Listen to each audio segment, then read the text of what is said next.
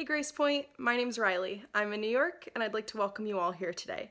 We'll be taking communion later in the service, so if you're joining us in person, be sure to take a communion cup on your way in. And online people, you're welcome to join us in communion as well. Whether you're here in person or joining virtually like me, we're so glad you're with us today. We love you, we celebrate you, and we hope you enjoy the service.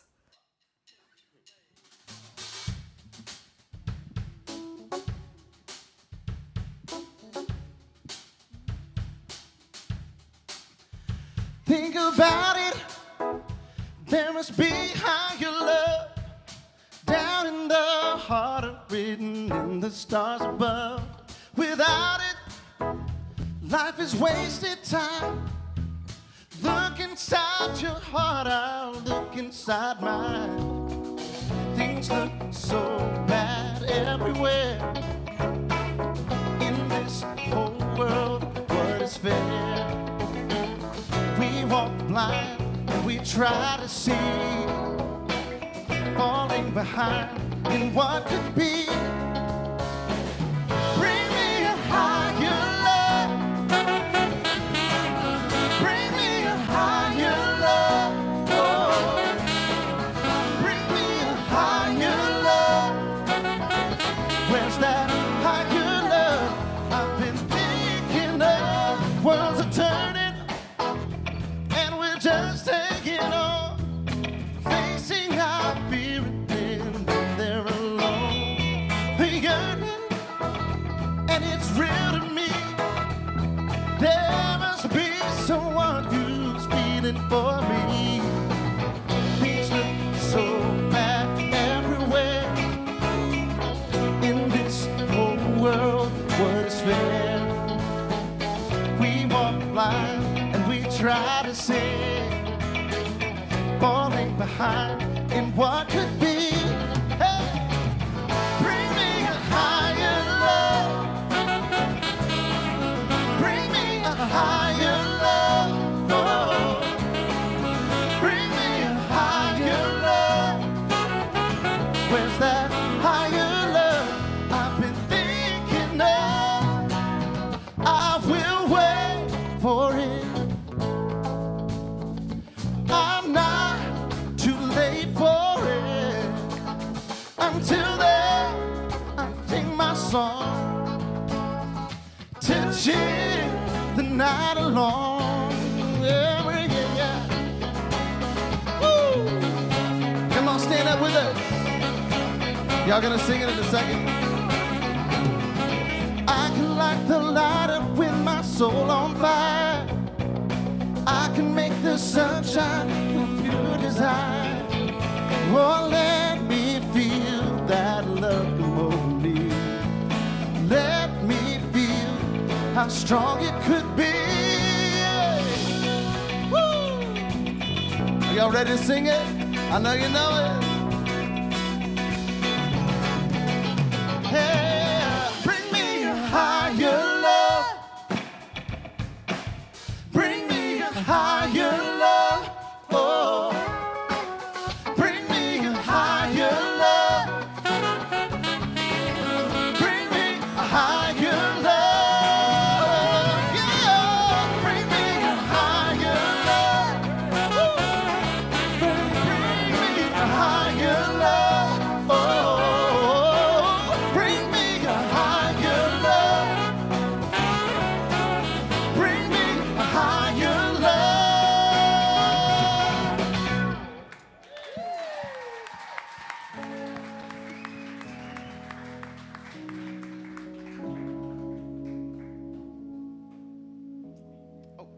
I'm so sorry. This is when you guys can actually meet somebody next to you.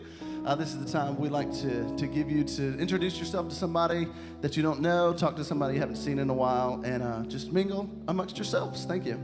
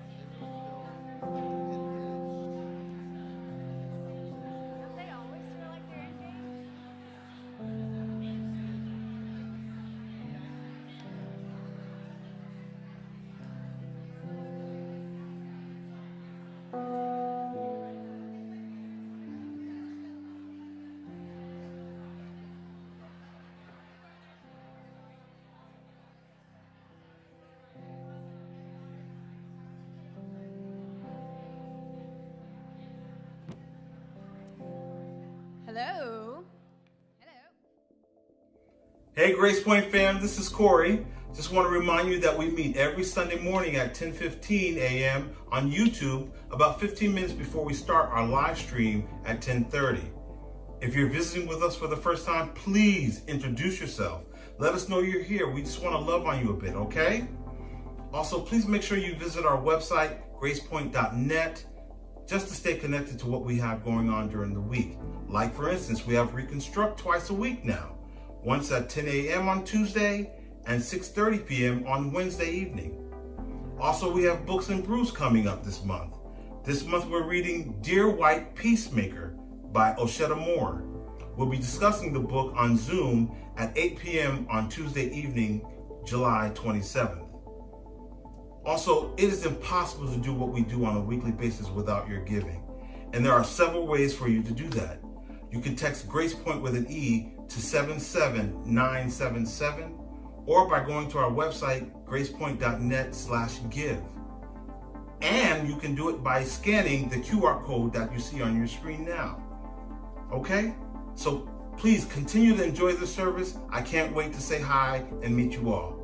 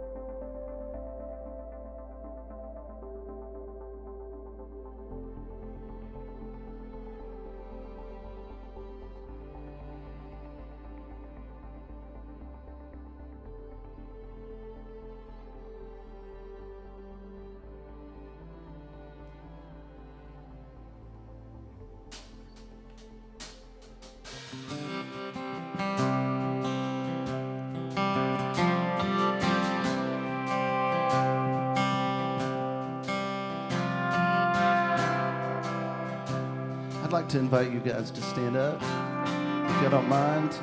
We've sung this before here, and we've got lyrics behind us, so we want you to join and sing when you feel comfortable, when you know it.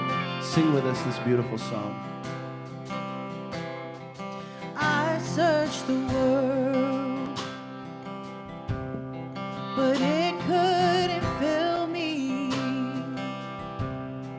Man's empty praise and treasures that fade were never enough. But then you came along, you put me back together, and every desire is now satisfied here in your love. Oh, there's nothing better than this. No, there's nothing better than this. Oh, there's nothing. Nothing is better than this. I'm not afraid to show you my weakness, my failures and faults. Church, you've seen them all, and you still call me friend. 'Cause the God of the mountain is still God of the valley. And there's not a place your mercy and grace won't find me again. Come on, y'all sing. Oh, there's nothing better than this. No, there's nothing better than this. No, there's nothing. Nothing is better than this. Oh, there's nothing better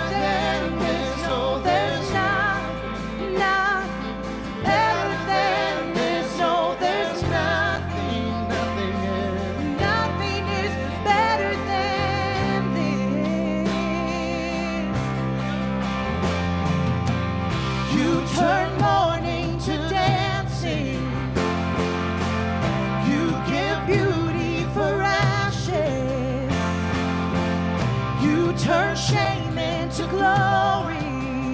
You're the only one who Come on, let's sing that again. You turn mourning. You turn mourning to dancing. You give beauty for ashes. You turn shame into glory. You're the only one who can. Oh, there's nothing better than this. Oh, there's nothing better than this. Oh, there's nothing. Nothing is better than this. Come on, lift your voice, sing. There's nothing better than this. Oh, there's nothing. That sound beautiful. Better than this, oh, there's nothing. Nothing is better than this.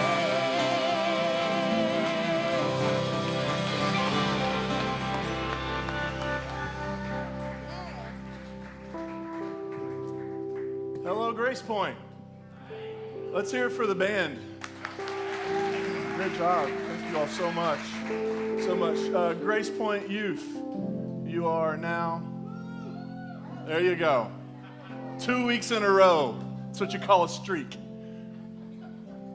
It is so good to see all of you. So to begin, today is a holiday in America. Oh, before that, can we also welcome our online community who are joining us on YouTube? Wherever you are in the world, we're so thrilled to have you with us. And I know we have folks in the room too who are part of that online community who are here, and we're so thrilled you're here. Every week, that is kind of a thing, and we're so glad that you're coming to visit us. So today in America is a holiday known as the 4th of July, and wanted to take just a minute. How many of you ever, maybe in your upbringing, you ended up going to church, and on July 4th you were at church and you were singing like the Star-Spangled Banner and you were pledging allegiance to a flag? How many of you have ever been in that kind of situation? And was there ever a moment you were like, huh? Like, that doesn't feel right. Like this seems like we're like, maybe idolatry seems like a word that we could throw around a bit with that. So I wanted to take a minute and just acknowledge that today is that day, but that also July 4th is not a Christian holy day. It's not a day in the church. And so I think it's possible to acknowledge I'm grateful to live here, but I also have to acknowledge that we have, as a country and as a society, we have not lived up to our greatest ideals. And so we can acknowledge, yes, I'm glad to live here, without having this exceptionalism that often gets thrown around, or, you know, whatever happens when people listen to Toby Keith music, like whatever happens, and like that thing that creates.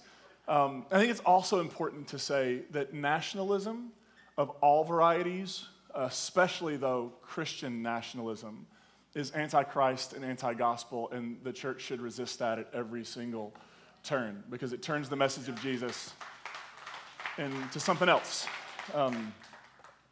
So we're not going to pass out sparklers or anything. We're going to talk about gospel. We're going to talk about the Beatitudes, and we're in this series looking through the Beatitudes in Matthew's gospel, and we've been spending a lot of time talking about the content of the word blessed, because I really do think that matters.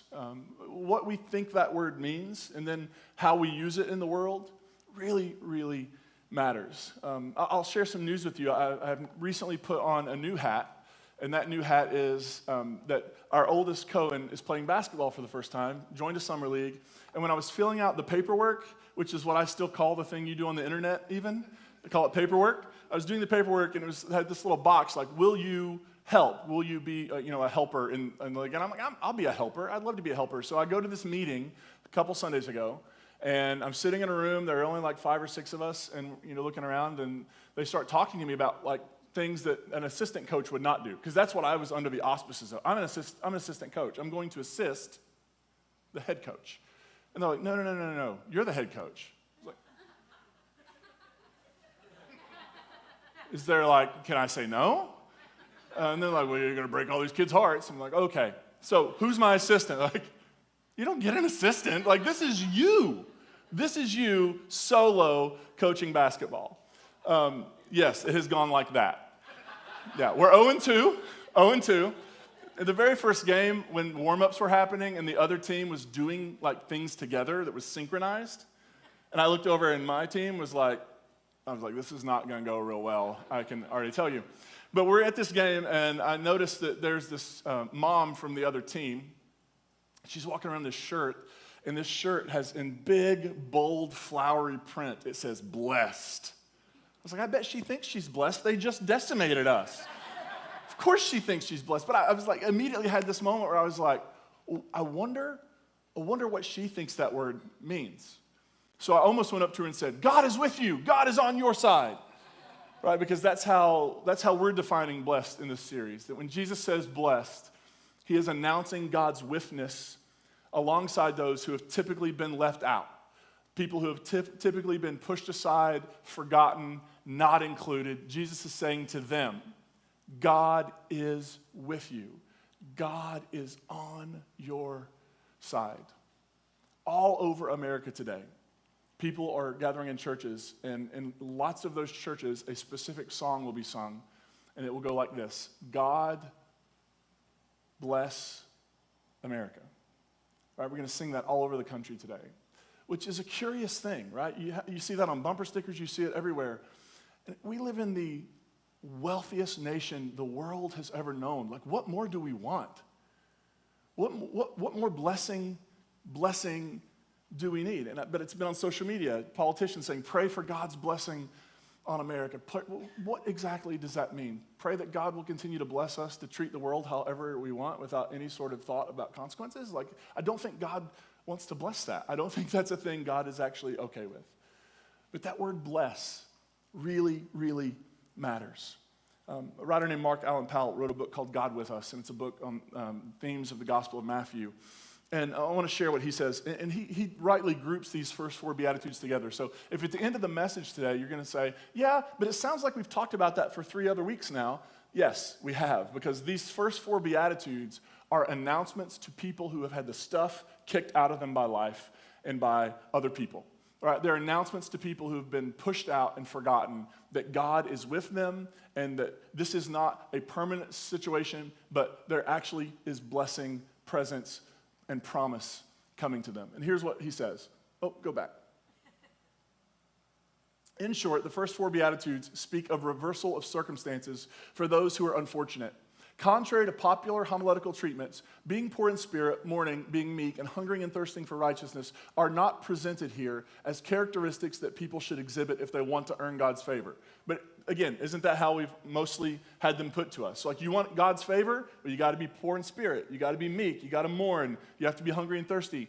He says, rather, these are undesirable conditions that characterize no one when God's will is done. But these Beatitudes aren't even category, like, it's not like we have to keep these categories. I think Jesus' point of saying to the poor in spirit that theirs is the kingdom, or to those who mourn that they'll be comforted, or to the meek that they'll inherit the earth, or today we're going to look at what he says to those who are hungry and thirsty. I think the point of the promise is that these categories will no longer exist. We do not have to have people who are poor in order to somehow be faithful. Actually, the most faithful thing we could do is to work to create a world where everybody has enough. Right? And so these aren't categories we have to hang on to. But actually, when the kingdom comes on earth as it is in heaven, which will only happen in and through us, human beings joining God in the work, then these categories become moot. We won't need them anymore. Because our task, if we don't fall into the Beatitude, if we're not poor in spirit, if we're not mourning, if we're not meek, our calling then is to embody the blessing and the promise to those who are. Right? It is a calling to show up and incarnate. That's a big deal in Christian theology, to incarnate God's blessing and God's witness and God's presence for those who have traditionally felt like they've been left out of God's blessing and witness and presence. So today, Matthew 5:6, we're going to look at, this is from the New Revised Standard Version. Blessed are those who hunger and thirst for righteousness, for they will be filled. I thought it might be helpful to show a couple other translations. Here's the Good News Bible. Happy are those whose greatest desire is to do what God requires, God will satisfy them fully. J.B. Phillips, happy are those who are hungry and thirsty for goodness, for they will be fully satisfied. And here's the message. You're blessed when you've worked up a good appetite for God. He's food and drink and the best meal you'll ever eat. Okay. I'm not denying that that's not a good thing, but is that the point of the Beatitude? Because it seems like the way most of these get translated is in a way that turns it into something we can do, something we can work toward, something ideal that we should try to embody. Blessed are those who are really hungry for God because God's going to give them all they can handle, right? Is that really what's being told here? Are we being just told this is another hoop to jump through, another thing to live up to, another measurement of status and achievement? I don't think it is. I think this is an announcement. I think it's an announcement of God's presence with those who hunger and thirst for righteousness. But what does that mean? And so let's begin with this hunger and thirst. I want to begin on a very literal level. There are people in the world who are literally hungry and thirsty. They do not have enough food to eat, and they do not have access to clean drinking water. And actually, 9% of the world's population, a little less than 700 million people, go to bed hungry every night. That means when they hear Jesus' prayer, give us today our daily bread, they hear it in the same way that Jesus' first audience would have heard it. They're not meal planning for the week. They are struggling to put food on the table each and every day. Breakfast, lunch, dinner, any of them, none of them are guaranteed. And we have 785 million people in the world who lack access to clean drinking water. Right, so the thing that we take for granted, the thing I take for granted all the time, turning on my faucet and getting a glass of water, for so many people, if they were to come across water, it would actually be physically harmful for them to drink it. And I think this Beatitude's talking about more than that, but I don't think this Beatitude's talking about less than that. I think Jesus cared about people having enough food to eat. This is why when a bunch of people show up to follow him, what's his move? We've got to feed these people. They're hungry, meaning they're not going to get it anywhere else. We've got to do something about it. Warren Carter, in his book Matthew in the Margins, says, those who hunger and thirst know that the divine will is not done on earth. You want to find out if the kingdom has come? You want to find out if God's commonwealth has spread across the earth? Then ask a person who's hungry or thirsty, and they will tell you, no, the kingdom has not come. The kingdom is not here. They feel it in their very bodies, when their stomachs growl and with their parched throat. And so whatever it means to be a church, whatever it means to be a group of people trying to follow this teaching and this way of Jesus, if we take that seriously, then it means we are called to bless, to be God's witness, to be God's presence with those who are hungry and thirsty, very literally, in the world. But then there's this next line, blessed are those who hunger and thirst for righteousness. How many of you, when you hear the word righteousness, it just makes you feel a little like icky? Anybody else have that? Here's why. Doesn't it sound like whoever that person is, they're going to be way judgy? Because they're likely the only one in the room, right? Because here's what I tend to, and maybe you don't, but when I hear the word righteousness, I tend to think about it the way Webster's dictionary does. And it's defined like this: acting in accord with divine or moral law, free from guilt or sin. A righteous person is somebody who lives a good life. They're morally pure, they're religiously pure, they do all the right things, they don't break the law, they don't tear the tags off the pillows that say you can go to jail for tearing the tags off the pillows. Like, they don't do any of that stuff. They're very by the book, and they want you to be by the book, and if you're not by the book, shame, judgment, guilt, which is really a terrible thing to be around. Is that what is meant by righteousness? Are we talking about somebody who's like, blessed are those who hunger and thirst to be really, really good human beings? Look, I think we should all hope to be really, really good human beings. I think it's a good thing. I grew up in a Christian environment where being good almost was put down, right? Like, well, nobody's good. You can't be good. Everybody's terrible. We're all awful. No, I actually think we can, I got enough John Wesley in me. I think we can actually be good human beings. We've got our issues, we got our flaws, we got our hang-ups, but we can be good human beings. But I don't think that's what this Beatitude is talking about. We sort of have this tendency, and I'll explain it like this. I grew up in a holler in eastern Kentucky. And when I grew up in a holler in eastern Kentucky, in a Free Will Baptist church, we only read from the Bible translation that Jesus used, and that was the King James. And when we were reading that, I could not, it's embarrassing to say this out loud in a room with air in it. When I was growing up, I actually assumed that that's the language Jesus spake. I actually thought that's exactly what Jesus was up to in the world. I thought he talked like that, and Jesus basically, the area I grew up is known as Pond Creek, and like Jesus could have been on Pond Creek. He could have been up my holler doing this stuff, right? It was ripped out of context. It had no I didn't know about Greek or Hebrew or that there were languages behind the Bible, and I didn't know that every single Bible translation is an interpretation of the Bible, because here's what scholars have to do who are doing this. They take a word in Greek or Hebrew, and they're trying to translate it into, in our case, English. They're trying to make it make sense in English. And so sometimes they have to get a word that's close to it. Sometimes they have to pick a phrase. And when you put up all these translations side by side, people are doing it differently. What does all that mean? It means every single time you've ever read the Bible in an English translation, you've read the translator's interpretation of those texts. And if you want an interpretation-free Bible, I mean, the closest thing you could do is like get a Greek New Testament, and good luck. It doesn't read the same.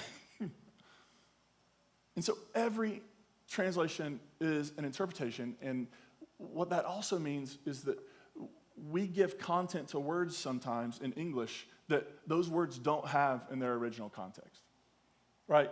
So we see a word like righteousness, and I have two primary focuses when I hear that word. One is a good, moral, upright person. The other is growing up in the 90s, Teenage Mutant Ninja Turtles, because they use righteous all the time, and it was a good thing to be, right? So it's one of those two. I'm assuming they're not talking about the Ninja Turtles, so I read into the Bible that they're talking about being really, really good people. Here's the issue. In Greek, the Greek of the New Testament, the word here that gets translated righteousness is dikaiosune. And this word it can carry some connotation of like uprightness, but what the word really means at its core is justice. What it really means at the core is justice. Notice I love how the Inclusive Bible translates it. Blessed are those who hunger and thirst for justice. They will have their fill. Hits different, doesn't it? Hits different. This is no longer a moralizing command to be a certain thing. This is now an announcement to those who have been deprived of justice that someday they will have their fill. That injustice in the world has an expiration date. That it doesn't have the final say. That it doesn't have the last word. Because the need for justice, to be hungry and thirsty for justice, means that justice is absent. That there is a lack of justice in the world. I think about how sometimes in the Psalms, this refrain will pop up. How long, O Lord? Anybody ever seen that in the Bible? How long? And it's usually in the context of how long, O Lord, will the wicked prosper? How long will those who create injustice in the world, how long will they go unabated? How long will their injustice go unchecked and undealt with and unresponded to? God, how long will our enemies bully us and beat us up and keep us from flourishing as human beings? How long? Those words pop into my brain every time I'm watching the news, and across the crying at the bottom it says, another mass shooting in the United States of America. Right? How long, oh Lord? Every time some of our leaders get on TV and like, yeah, it's bad, but what can we do about it? If only we had a legislative body that could act to create justice in the world.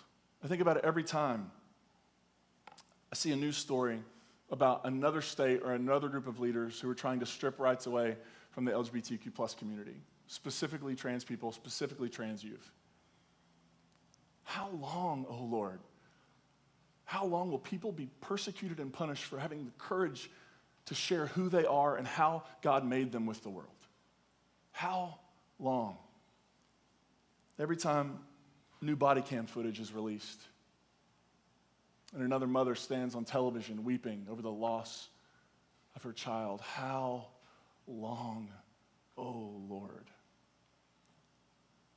Every time I see more news about massive Christian denominations who in the face of serious abuse allegations, choose to cover it up, demonize victims, and perpetuate an unjust system that's just harming and creating more and more and more trauma. How long, O Lord?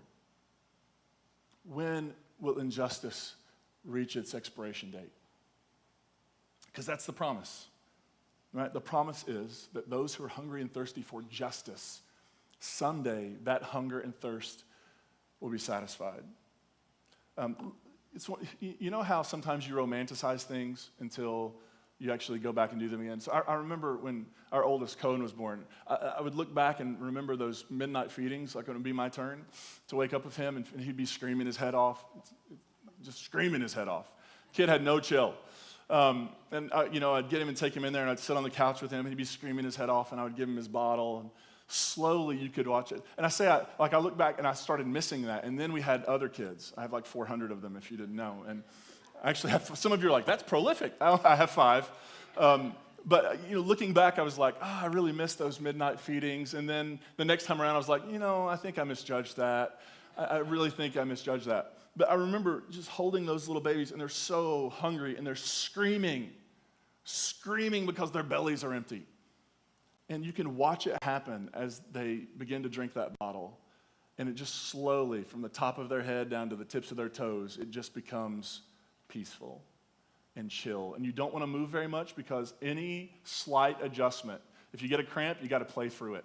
Any slight adjustment is going to wake this kid back up, and you were just waiting till they get deep enough asleep, you can put them back in bed. But there's just something, this moment when you watch it, this peace that comes over them, because their cry, their hunger and their thirst, the cry was heard, and they have been filled and satisfied, and now they can rest. And the truth is, there are so many people in our world who just can't rest. For so many people over the last 5-6 years, it has just felt like a continual, operating at right? Continually operating at this stressed out, cortisol-driven level where everything is it's a fight to survive all the time. So rest is hard to come by. So when people are speaking up and speaking out, people are, why can't you just relax? Because there are people in our world who can't relax, because their hunger and thirst, their cries for nourishment have gone unheard, or if they have been heard, they have been intentionally stifled, silenced, and rejected. When I think about this promise that those who hunger and thirst for justice will have their fill, I think about that word justice and what that word justice means. What kind of justice are we talking about? I think that for many of us who grew up in this country, our primary lens through which we see justice is just retribution. It's just getting even. So what is justice? Well, they did this, so we make them pay. They hurt us, we hurt them. They smacked me, the whole eye for an eye, right? That's sort of our understanding of justice. Justice is getting even. And you can read the Bible and find that kind of justice advocated for at times, right? You know that wonderful passage about beat your swords into plowshares? Isn't that great? There's also one that says beat your plowshares into swords. Depends on where you are in the Bible, right? And so there is a stream of justice in the Bible that is retributive. They're waiting for the day of the Lord to just kill everybody who disagrees with them. But then there's a better stream in the Bible, and I'm making a value judgment here. There's a better stream in the Bible that calls for restorative justice. That says not only do we want to set the oppressed free, but what we haven't realized is that the oppressor is also bound. And so it not only wants to liberate the oppressed, but in the same, it wants to liberate the oppressor from being an oppressor. And I think that's the justice the Bible, in its best moments, is advocating. I think it's calling us toward a kind of world where we're actually dealing with the wounds of existence, and we're dealing with the wounds we create in one another. We're not just wounding each other. You wounded me, now I wound you. Now we have 2 wounded people. But what if we were actually beginning to bind up those wounds and actually tried to bring healing and wholeness and true liberation and freedom into the world? I think that's what justice is getting at in the Bible. Amos is one of my favorite prophets. Amos is a bit cranky. I'll just go ahead and give you the warning. If Amos were on social media today, people would be saying, I think you could say that in a kinder way. But Amos also, he was staring at injustice, and he believed that there was a fire in his bones, and he had a message from God to proclaim. And here's what Amos said. I hate, you know it's good when it begins with I hate, right? Like, you know he's good here. And so the prophet here is being God's mouthpiece. He's essentially saying, here's what I think God would say to us. I reject your festivals. I don't enjoy your joyous assemblies. If you bring me your entirely burned offerings and gifts of food, I won't be pleased. I won't even look at your offerings of well-fed animals. Take away the noise of your songs. I won't listen to the melody of your harps, but let justice roll down like waters and righteousness, justice, like an ever-flowing stream. I mean, this is literally God saying through the prophet, I would rather you cancel church and bring healing to the world than do this and think what you're doing is healing the world. I mean, it's that severe and it's that precise. Amos is, it's not that there's a problem doing this. It's that when we believe doing this is the whole point. And that doing this somehow becomes our cover to do nothing about the pain and suffering in the world around us everywhere we look. And so I want to just talk briefly about how. I don't know about you, but when I think about this, like, oh, there's tons of injustice. There are people hungering and thirsting for justice in the world. I am like one person. Anybody else ever feel that, the weight of the enormity of it all? Like, what am I going to do? It would be like there's a burning building and I have a cup of water and I'm going to throw it on it thinking it's going to put the whole thing out. But the problem is when we think that way, what we end up doing is we do nothing because it feels so overwhelming. And if everybody thinks that way, we end up with some real serious problems in the world. I mean, if you want to think of a great image for what's happening in our world right now, how many of you have seen the picture of the Gulf of Mexico literally on fire? Like that seems like an apt image for the era we're living in. So what do? Do we not try to put the fire out? Even more, do we try to stop doing things that create those fires to begin with? Like, what do we do? So I would just say this. Whoever you are, wherever you are, whatever you have, however much resources you have, however much energy you have, your creativity, all of that, no matter how it feels, when you show up in the world, things change. If it's as small as writing your elected official saying, all this needs to change, that is an important first step. Maybe it means you show up at a march and you actually, with your body, say, how long, O Lord? How long will injustice win? Because injustice needs an expiration date. Maybe it means that you decide you carve out some of your financial life and you contribute to organizations that are doing important work around clean drinking water in the world or important work around abolition, because there are still slaves in the world in 2021. There are lots and lots of amazing organizations doing amazing work in the world. Maybe it's you just show up in your neighborhood and you listen to stories. Maybe you believe somebody who nobody has believed. Maybe you risk your popularity and your platform to speak up and speak out on things that really, really matter, knowing that there may be a cost, but silence is actually far too great a cost. So I think there's a personal dimension to this justice work, where it's just us deciding that inaction is not enough, that we may not be able to change everything, but we can change something. We can move the needle just a bit. And if enough of us are out there moving the needle just a bit, then who knows? We could actually make an impact in the world. I think about the importance of acknowledging that sometimes the narratives we tell ourselves aren't true, and they actually limit the work of justice in the world. Right? The temptation on a day like today is to just scream America and turn it up, turn up the volume and blow up some stuff, which is pretty American in so many ways, right? And the sort of the tendency is to think if we acknowledge that our founding and our history hasn't been all that we've told ourselves, that somehow diminishes the good we've done in the world, because America has done some good things in the world. It's just not the case. America will never live up to our ideals, our best ideals, and the ones we haven't even come up with yet that'll be better than those. We cannot live up to those until we acknowledge that all of our wealth and prosperity in this country, if you trace it back to the beginning, has been built on enslavement, forced labor, and the mistreatment of people who aren't white in this country.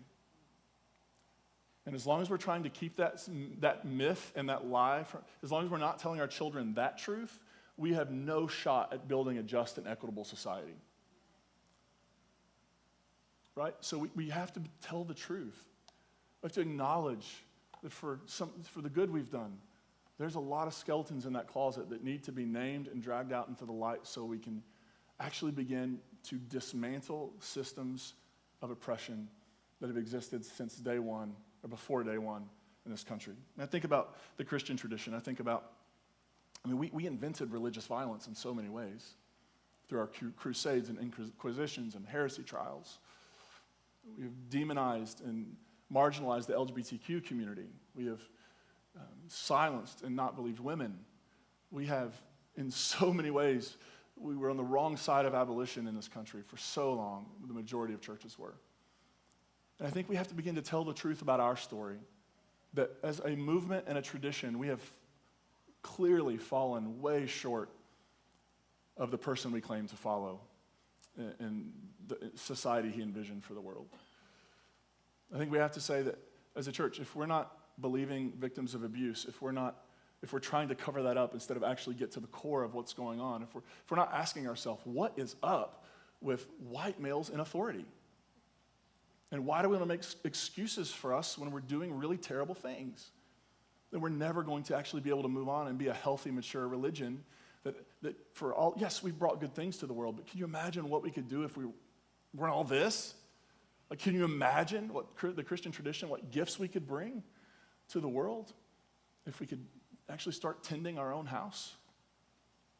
And I think about Grace Point and all the ways we want to be a part of all of those conversations. And I think about the number of us I know who regularly lament, how long, O Lord? I just often wonder if maybe God says back to us, I don't know, you tell me. How long? When's enough going to be enough? When are you going to start trying to put out the fire you've set? I just said fire. I'm clearly from Eastern Kentucky. My God, it's so embarrassing. When are you going to try to put out the fire you've started in the world? Like, how long are you going to wait? Because that's how it changes. Incarnation is a big deal in the Christian tradition. Incarnation, word becoming flesh and blood, moving into the neighborhood. Incarnation happens through us. We are the shoes in which God will always be present. When God wants to announce God's witness with a group of people, God will always do it through another person in flesh and blood showing up and embodying witness and presence to them. So maybe today we just let the divine turn that question back on us. How long? How long? You want to give injustice an expiration date? How long? How long will we wait? Let's pray.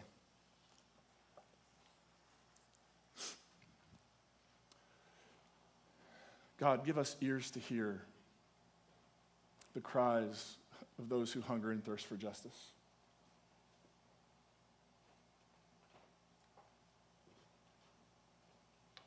Give us ears to hear, which means often that we'll have to silence our mouths and open our ears. Give us the courage to acknowledge the ways in which we have perpetuated injustices, perhaps just by not saying anything, perhaps by not speaking up and speaking out when we could have, perhaps in the way we're spending our resources and the products we buy.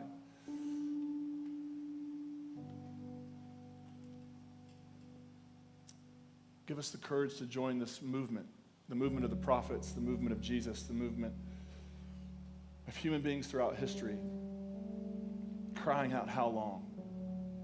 How long?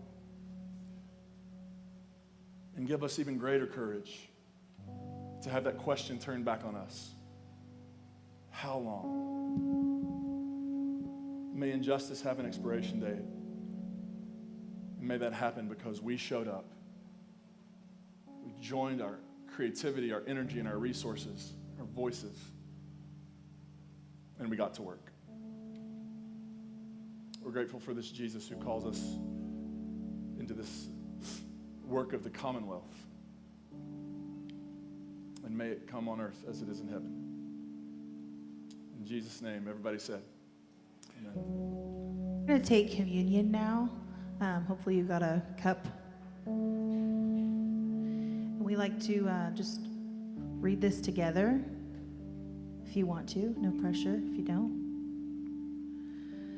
Come to this table, you who have much faith, and you who struggle with believing.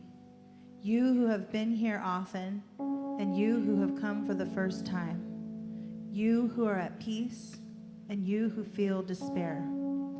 We are all part of the human family, and there is a place for us here. Christ invites everyone to the table.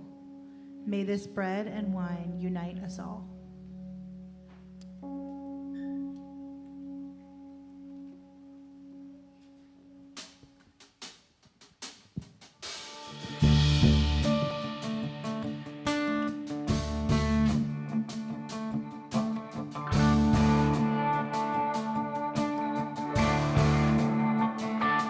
In the silence, tell me, can you hear the voices calling out of the disappeared? Broken spirits, dormant dreams. How much longer will justice sleep when a lawless heart is the voice we're hearing? We need freedom, freedom, freedom. How much longer till we sing a new song?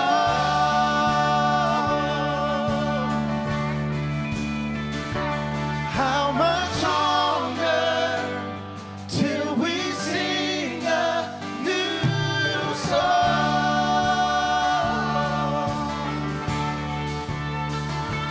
Hearts of saints and sinners too, both have walked away from the destitute.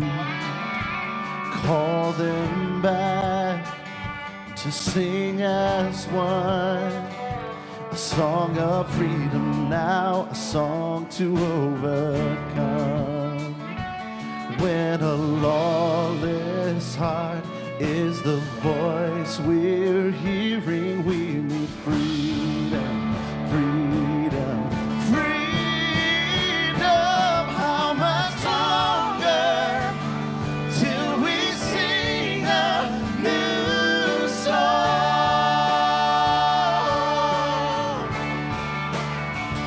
Oh, how much longer till we sing a new song?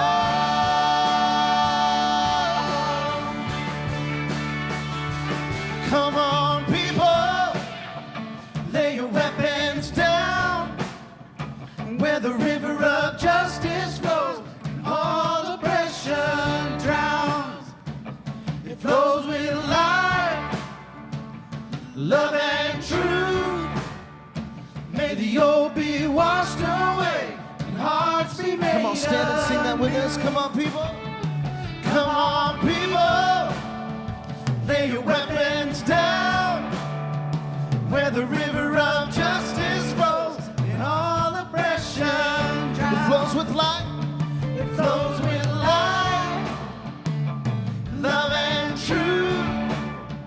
May the old be washed away and hearts be made anew. When a lawless heart is the voice we're hearing, we need freedom, freedom, freedom.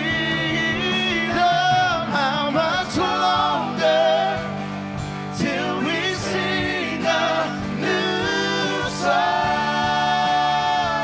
Oh yeah. How much longer till we sing a new song? Come on, lift your voice. How much longer? Oh, how